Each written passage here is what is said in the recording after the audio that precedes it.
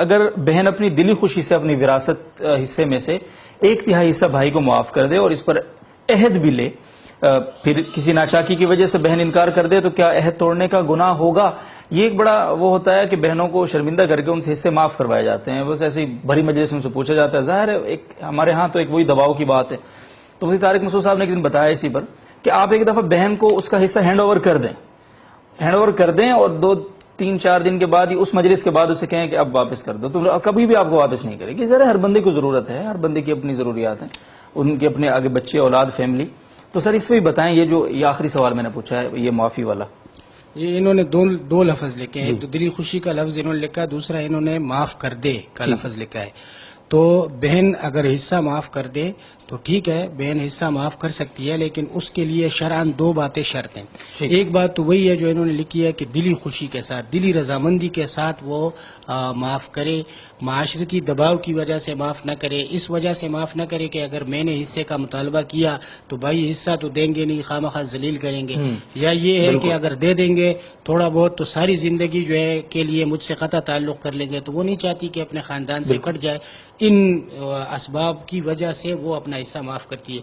تو پہلی بات تو یہ ہے کہ واقعتاً دلی خوشی ہو، جس کا ایک معیار یہ بھی ہے کہ اس کا حصہ بالکل الگ کر کے اس کے قبضے میں دے دیا جائے اور پھر وہ معاف کرے، تو پھر یہ یقیناً اس بات کی علامت ہوگی کہ وہ دل سے معاف کر رہی ہے. دوسری بات یہ بھی ہے جو بہت بڑی غلطی ہے، جو عام طور پر ہوتی ہے، لوگوں کو پتہ نہیں ہوتا اور بعد میں آ کے جب مسئلہ پوچھا جاتا ہے تو وہ ان کے مقصد کے خلاف ہوتا ہے کہ محض اتنا کہہ دیتی ہے بہن کہ میں نے حصہ معاف کیا.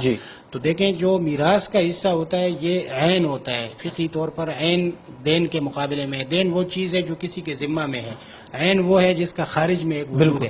تو خارج میں جو موجود اعیان ہوتے ہیں ان کے بارے میں دستبرداری یا معافی یہ صحیح نہیں ہوتی. معاف صرف دین کو کیا جا سکتا ہے، عین کو نہیں کیا جا سکتا. عین کو گفٹ کیا جا سکتا ہے، ہبہ کیا جا سکتا ہے. تو اس کے لیے جب تک ہبہ کا کنٹریکٹ نہ ہو، بہن یہ نہ کہے کہ میں نے اپنا حصہ آپ لوگوں کو ہبہ کیا، گفٹ کیا، تو اس وقت تک یہ صحیح نہیں ہوتا. پھر ہبہ میں یہ مشکل ہے کہ ہبہ چونکہ جب تک اس کا حصہ تقسیم نہیں ہوا، الگ طور پہ کیا نہیں گیا، تو وہ مشاع کا ہبہ ہوتا ہے، وہ بھی صحیح نہیں ہوتا. تو اس کا پھر درست طریقہ یہ ہے کہ صلح کیا جائے، یعنی بہن اپنا حصہ جو ہے وہ مفت میں معاف نہ کرے بلکہ اس کا کچھ نہ کچھ عوض وہ لے، اور وہ عوض ترکہ میں اس کا جتنی نقدی موجود ہے اس نقدی میں اس کا جو حصہ ہے اس نقدی اس کے حصے سے کم نہ ہو، اس سے زیادہ عوض ہو. تو یہ شرائط ہے، یہ ساری شرائط اگر موجود ہوں، 3 شرطیں میں نے عرض کر دی. ایک یہ کہ وہ دل سے معاف کرے، دوسرا یہ کہ بلا عوض معاف نہ کرے، اس کے بدلے میں کچھ نہ کچھ چیز لے.